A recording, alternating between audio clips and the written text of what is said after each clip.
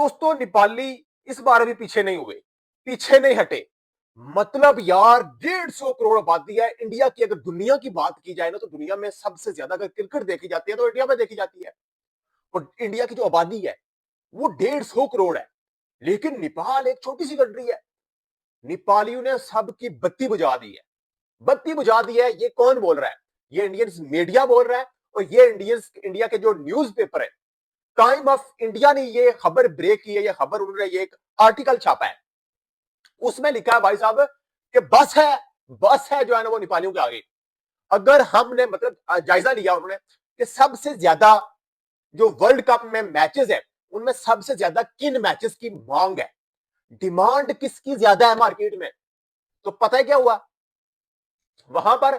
India तो है, सबको पता है क्योंकि इंडिया होस्ट कर रहा है और इंडिया की आपको पता है कि इंडिया की आबादी कितनी है। उसके बाद एक छोटी सी कंट्री नेपाली, भाई साहब आईसीसी के पसीने छूट गए। आईसीसी आईसीसी देख रहा है कि भाई साहब एक एसोसिएट टीम है वो, उसकी इतनी फैन फॉलोइंग।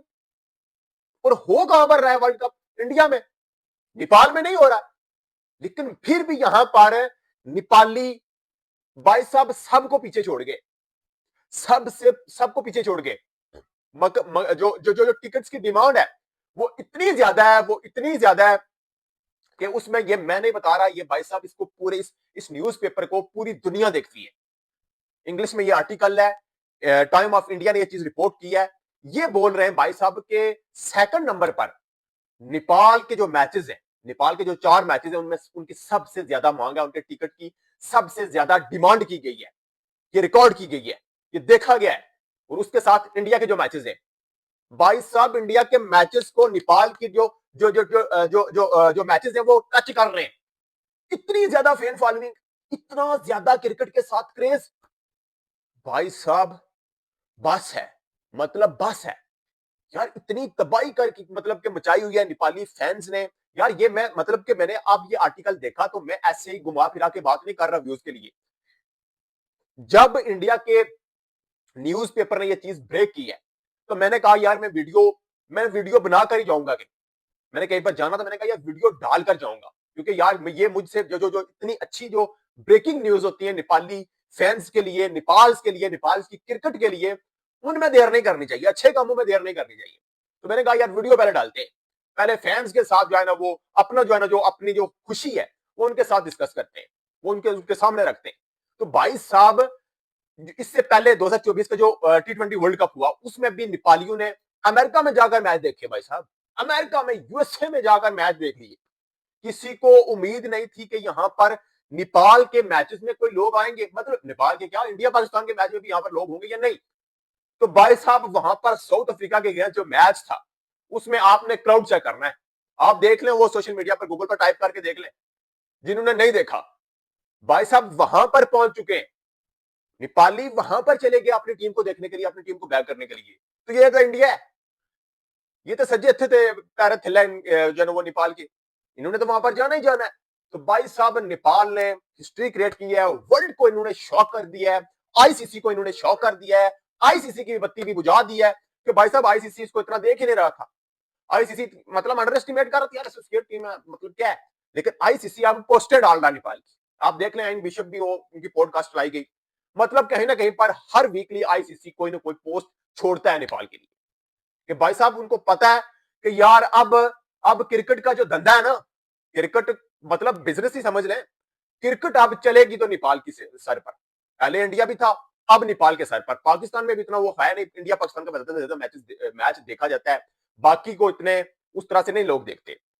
लेकिन नेपाल एशिया में भाई साहब अब डोमिनेट करने वाली नेशन है, डोमिनेट करने वाली नेशन है, इंडिया से भी पहले। क्यों इंडिया से पहले? इंडिया को खेलते हुए आपका देख लें कितना टाइम हुआ है, कितना टाइम हो चुका है। टेस्ट नेशन है वो, उसके साथ उनकी जो उनकी जो क्रिकेट मार्केट है वो बहुत तगड़ी है, स्पॉन्सर्स बहुत तगड़े हैं।